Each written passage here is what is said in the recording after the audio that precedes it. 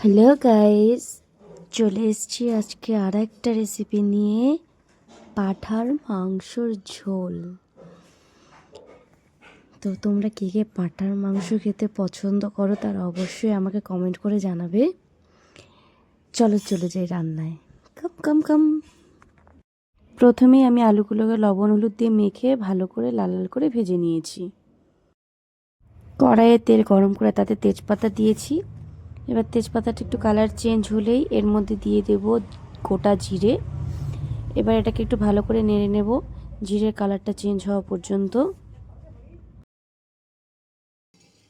জিরে তেজপাতা কালারটা চেঞ্জ হয়ে এসছে। এবার এর মধ্যে দিয়ে দেবো পেঁয়াজ কুচি, বেশ খানিকটা পেঁয়াজ কুচি দিয়ে এবার এই পেঁয়াজ কুচিটা নরম হয়ে আসা পর্যন্ত এই পেঁয়াজটাকে একটু নাড়াচাড়া করে নেব।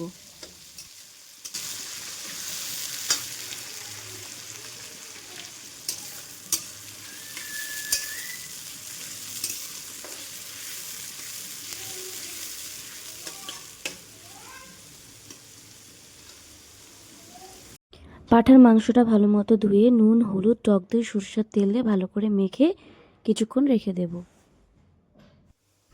আমার পেঁয়াজটা নরম হয়ে এসছে। আমি পুরো রান্নাটাই সরষের তেল দিয়ে করব, তাহলে টেস্টটা ভালো হয়।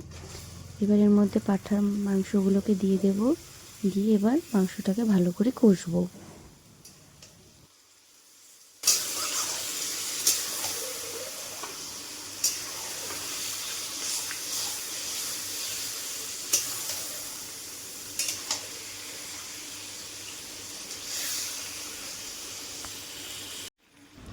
দেখুন মাংস থেকে কতটা জল বেরিয়েছে। এবার এই জলটা শুকনো পর্যন্ত আমি মাংসটাকে ভালো মতো কষবো। এটাকে একটু নেড়ে চেড়ে হালকা ঢেকে দেবো। স্টিমটা আমার হাই থাকবে। এবার এটাকে একটু নেড়ে চেড়ে ঢেকে দেবো।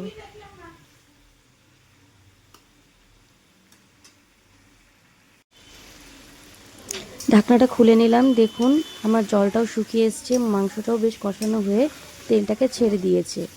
এবার এটাকে একটু নাড়কা নেড়ে চেড়ে এর মধ্যে দিয়ে দেবো টমেটো কুচি, দিয়ে সব কিছুকে একটু ভালো মতো ভেজে নেব।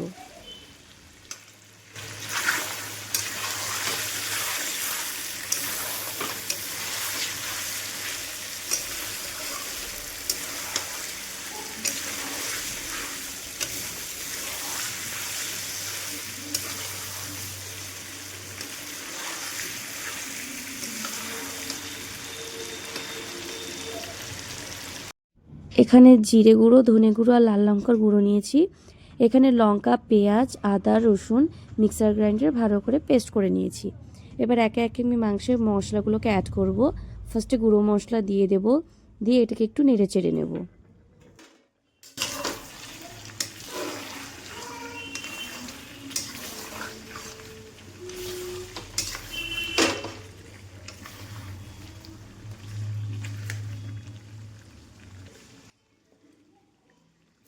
এবার বাটা মশলাগুলোকেও পুরোটা দিয়ে দেব, দিয়ে এবার সম্পূর্ণটাকে আমি খুব সুন্দরভাবে ভালো করে কষে নেব। তেল না ছাড়া পর্যন্ত এটাকে খুব ভালো করে কষতে হবে।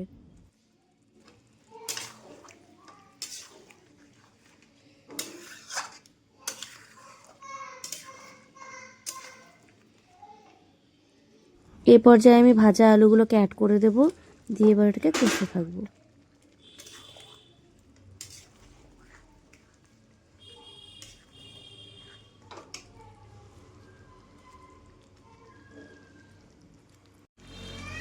দেখুন মাংসটা আমার অনেকটা কষে এসছে। এখন এর মধ্যে সামান্য কিছুটা জল রয়েছে, তাই এটাকে আরেকটু নাড়াচাড়া করে একটু ঢেকে দেবো।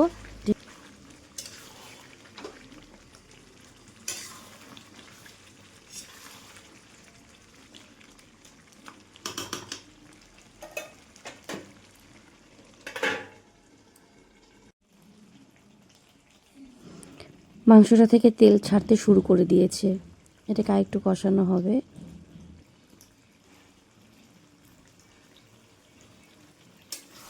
আমি মাংসটা ম্যারিনেট করার সময় যে লবণ আর হলুদটা দিয়েছিলাম আমার সেটা দিয়েই হয়ে গেছে, তো আমার এক্সট্রা লবণ হলুদের প্রয়োজন হয়নি, তাই আমি আর দিইনি। আপনারা যখন রান্না করবেন অবশ্যই চেক করে দেবেন। আমার যেহেতু লাগেনি তাই দিইনি।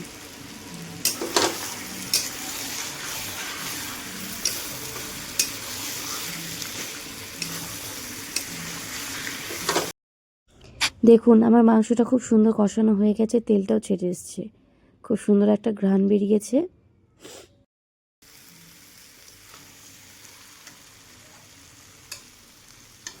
এবার গ্রেভির জন্য আমি জল দিয়ে দেব। আমি এটার জন্য কিছুটা জল গরম করে নিয়েছি, নিয়ে এবার এর মধ্যে জলটা দিয়ে দেব।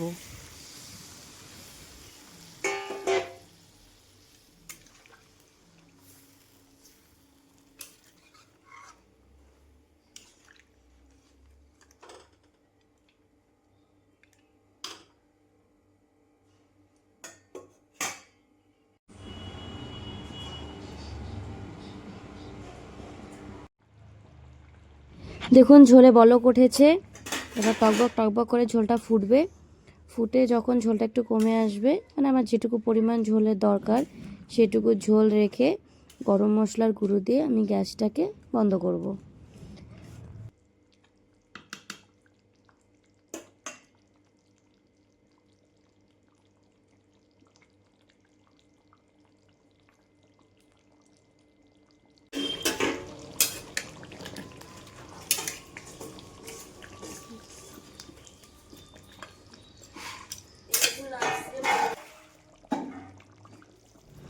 আমার এই রেসিপিটা আপনারা সকলে বাড়িতে অবশ্যই ট্রাই করবেন এবং আমাকে কমেন্ট করে জানাবেন আপনাদের কেমন লেগেছে।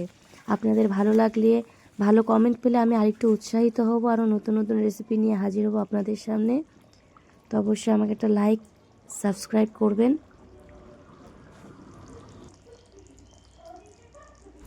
খুব লোভনীয় একটা রান্না, আর তর সইছে না। এবার আমি ফটাফট এটাকে নামিয়ে চলে যাব খেতে। আপনারা অবশ্যই ট্রাই করবেন। টাটা, বাই বাই, আজকের মতো আবার দেখা হচ্ছে নেক্সট ভিডিওতে।